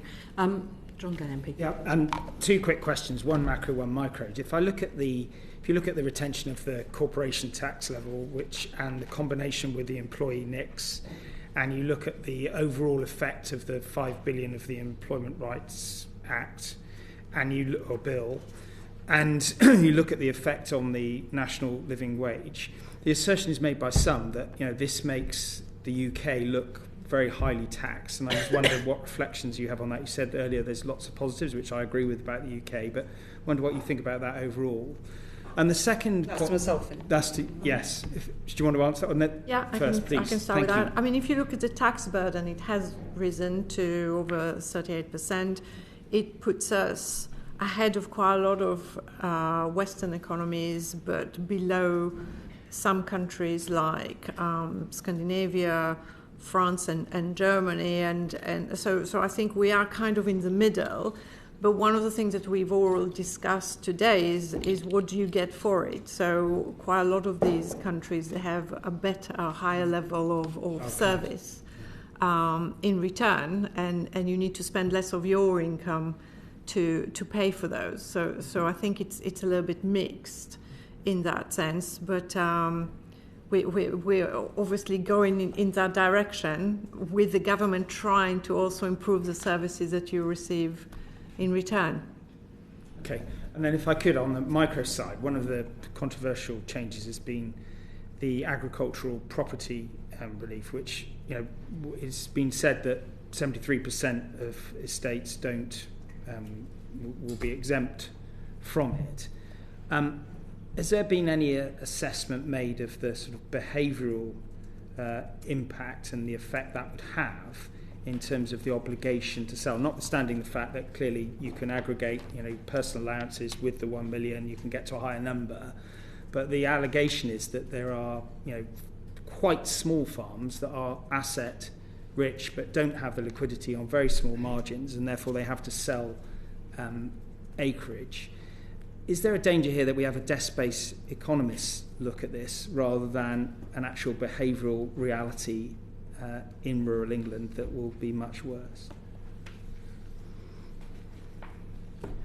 Well, I mean, Michael, Mr. Brewer, sorry. I was only going to say this is a costing that was produced by HMRC with oversight from the OBR, based on what HMR can see about the way that people currently use this relief. So it's not a number that they've not plucked the number out of thin air. It's come out of facts, and it's been assessed by the OBR. I mean, I'm sure this is a sector which has never had to do any inheritance tax planning for the last 20 years, and is probably realising it now will have to do some inheritance tax planning, just as other people who are lucky enough to have assets of more than £3 million when they die have always been doing inheritance tax just planning. A minute. In the light of the fact that they have, rightly or wrongly, post-Brexit, had significant changes to their economic model, they've been encouraged to diversify as well, and there's still uncertainty over the applicability of capital grants, etc. It's not quite the same, is it? And they're not on margins of 0.5 to 1%, which is rather different than many other sectors. So characterising it as an alignment of inheritance tax planning is, I think, a bit unrealistic, surely.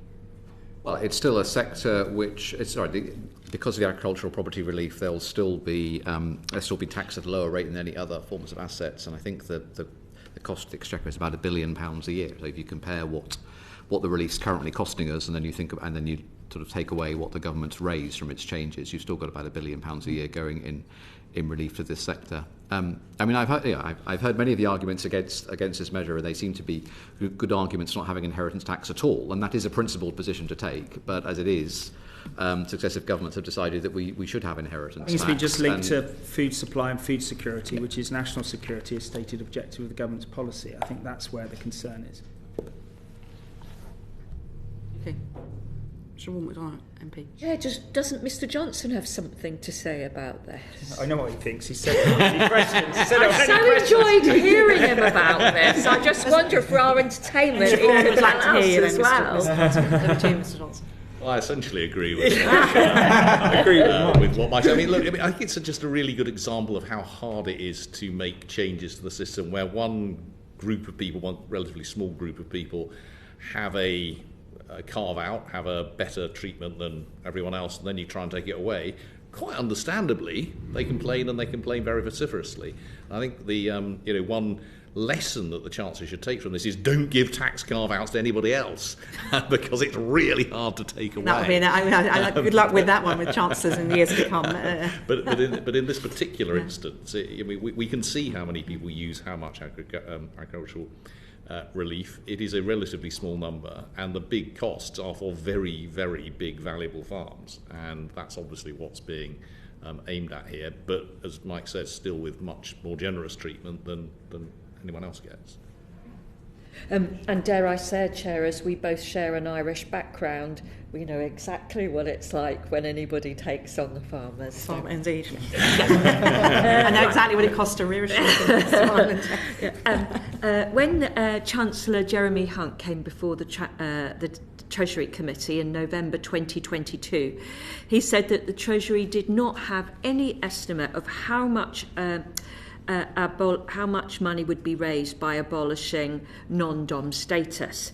It now appears that it will be £30 billion between 25-26 and 29-30. Good news, but it leads me to wonder how many other uncosted policies are still on the books which have not been evaluated and could raise substantial sums. What is your view about this? Who are you asking? I'm sure. Let's go first. Go on then. You've seen all the costings, haven't you? I've seen all the costings. I think the interesting thing about the latest iteration of this non-dom costing is that the money is raised largely through this temporary repatriation facility. So it's almost a one-off source of revenue. Not quite, but almost. And it's playing on the behaviour as opposed to kind of trying to manage the risk associated with behaviour. So it's playing on the desire to bring the money in rather than worrying about who's going to leave. So it's quite a different tax measure to the one that Jeremy Hunt hadn't heard of in November 2022. Interestingly, it's also the reason why the fiscal rules are met 2 years earlier. That chunk of money on that facility makes the difference, that plus fuel duty going up. How many other measures are there? Almost everything is costed as far as I know. The Treasury has shelves and shelves of measures that ministers can ask for whenever they wish. Or say no to. Blow the dust off every now and then. That feels a bit like one of those unknown type questions. But I mean, but one thing we are critical of this and the previous government for doing is not doing anything serious about taxation of motor vehicles. So we know there's two aspects to it. There's the short run aspect of gosh, another fuel duty freeze. Why are they doing that when petrol's so much cheaper than it was when Rishi Sunak introduced the 5p discount? But it's really the long term issue. So fuel duty is on its way out. So that's going to cost us tens of billions of pounds. It's not going to be quick to replace either. So there's your magic money tree. Do something about taxation of motor vehicles. And didn't say it was easy, but choices. Thank you. A lot of the policy measures that were described as highly uncertain relates to taxes on those with the broadest shoulders, non-doms, capital gains tax, inheritance tax. What can be done to improve the evidence base on these groups so that we can have more confidence when designing policies about how much they will raise? Is this about collecting more data or about making better use of the data that the Treasury already collects? I think these things are typically described as highly uncertain because they are taxes that are paid by a small number of wealthy people. And the amount raised depends on how those people respond. And they have any number of options open to them, and they have excellent advisors, and it is therefore highly uncertain as to who is going to choose to move to move to a city in another country, who can shelter their assets in a different scheme. And I don't think there's a data source that you can get at that. I mean, I joked with someone previously that there are some measures where the number of the tax comes from such a small number of companies or people that ideally what you'd want to do is kind of Google them and find out what their lives are like and whether they're going to move or not, rather than finding a better study or a better data source. I mean, obviously one can't, but that's how it feels. Could I just very briefly add to that, though, a plea for HM Treasury and HMRC to put more resource into their data centre, because whilst they've got lots of data there, it's really not very well resourced. Doesn't have as many people using as it should do. It's not as easy to get the data out. There is the capacity to do more analysis than is being done. So I'll put that on the record. Indeed, more data is always useful. Mr. I was just going to say one of the reasons that some of these questions are so difficult is because there are lots of different ways in which people can respond. In some cases, exploiting other tax loopholes. So the better the government gets at closing down on the loopholes, the easier it will be, the more certainty we might have about some of these costings. I mean, as Paul has already said, we've still got a great big exemption for capital gains when you die or emigrate, and so that is one way in which people can respond if they don't like capital gains tax going up. If we didn't have that, then it would be more predictable how much revenue would raise. On agricultural property relief, no doubt HMRC will now be assuming that people pass on their farms more than 7 years before they pass away to avoid any inheritance tax. If that exemption wasn't there, we'd have more certainty about how much would be raised. So there are many ways in which people can respond to these tax changes. I think the lack of data, it's just that there are many options open to them, but some of them are tax-driven options which we could do something about. Thank you very much. You done? Do you want to go again? Sorry, I thought. No, sorry. Our eye contact isn't going as smoothly as usual, so I'm going to ask Mr. Bobby Dean MP to come in. Yeah, hopefully a quick question. I've got a couple of charts in front of me. One is the Treasury's distributional analysis, and the other one is the Resolution Foundation's one. And one indicates that this budget is very Well, one of them indicates that the budget is redistributive. The other one does not. In fact, everybody loses out. Who's right? I guess a question to Mr. Brewer. Well, I mean, the answer is that the Treasury and the Resolution Foundation have included different set of measures when we made that assessment. The biggest difference is that the Treasury have decided to value the increased spending in public services and assumes that is of direct benefit to the public, and it has some ideas as to which people in the distribution gain by how much when you increase spending on the NHS or education or prisons, and it has shown that in its modelling, and we decided not to do that, partly because we didn't have that level of data available to us, and partly because our concern was people's take-home pay. The second difference was that we included the long-run impacts of the rise in employer national insurance, and we showed that as a reduction in people's wages following the OBR's assumption. We reduced people's wages by 0.5% on average. We thought that not doing that might give a misleading impression of what's going on, particularly when we've had a number of years where employee national insurance was being cut, which we would always show as a giveaway to people. We thought it was then reasonable and fair to show a rise in employer national insurance as having the opposite impact. So as far as I understand, those are the two differences. I think those doesn't mean that one is right and one is the other. We've taken slightly different approaches to answering this question, and I think both of us left out many of the changes to capital taxes, which of course will be very instant on people who have high incomes. And so obviously I accept that the difference that public services will make people's lives is going to be difficult to measure and people come to different conclusions, but the employer national insurance contribution side should be more clear. Do you think they should have included that in their distributional analysis? Because apparently they did not.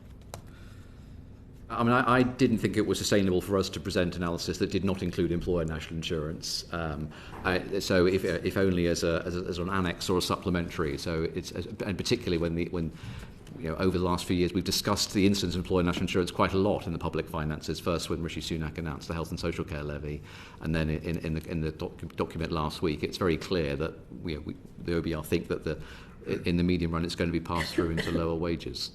Can I just add to that? And I think it's very good that the Treasury presents stuff which shows the impact of public service spending, because we often miss that. And if as we were saying earlier, this matters to people's living standards. But that's actually a really quite hard thing to do, and credit to them for doing it. But the national insurance thing is easy, and they didn't do that. And I just find that really extraordinary, to be honest. They go through all the hard stuff and then show the effect of a budget making everyone better off when we know it's a £40 billion tax rise. Thank you. Lucy Rigby MP. Thank you, Chair, and I can be brief. I just wanted to pick up, Mr Johnson, you were talking about data. I think data from the point of view, when you referenced it just then, from the point of view of good policy. But I just wanted to approach Treasury data from the point of view of targeting economic support to households, which is something I think that the government said it wants to do to improve that the data use and indeed data sharing across government departments. I was wondering if you have a view on sort of the scale of improvements that can be made in that regard.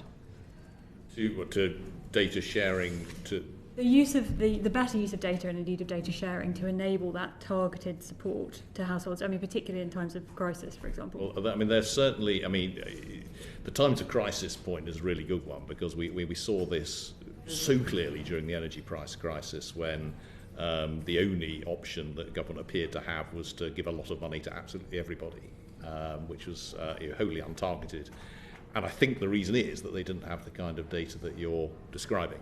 And so, even if not for sort of, nerds like us who would love the data to work to, the potential to save billions by investing millions in better data, which actually identifies a whole range of, which links people's income to their health, to their education, to their housing conditions and so on. This only has to happen, this kind of crisis, once every 20 years to make a lot of investment extremely worthwhile. Mm-hmm. So I would hope that we do see that, absolutely. And likewise in COVID, we would have saved a lot of money if we'd had better data. Can I thank you all very much indeed for coming. To summarise some of what we've heard today, it's been an interesting discussion. I think it's fair to say that there remains considerable uncertainty whether government can materially influence the underlying role of productivity growth within the economy, and we've heard some of that from elsewhere too. An interesting point about the new debt measure and the use of loans instead of grants could be incentivised by the new debt measure. So that's something I think for this committee to watch, as well as I'm sure you will be as well.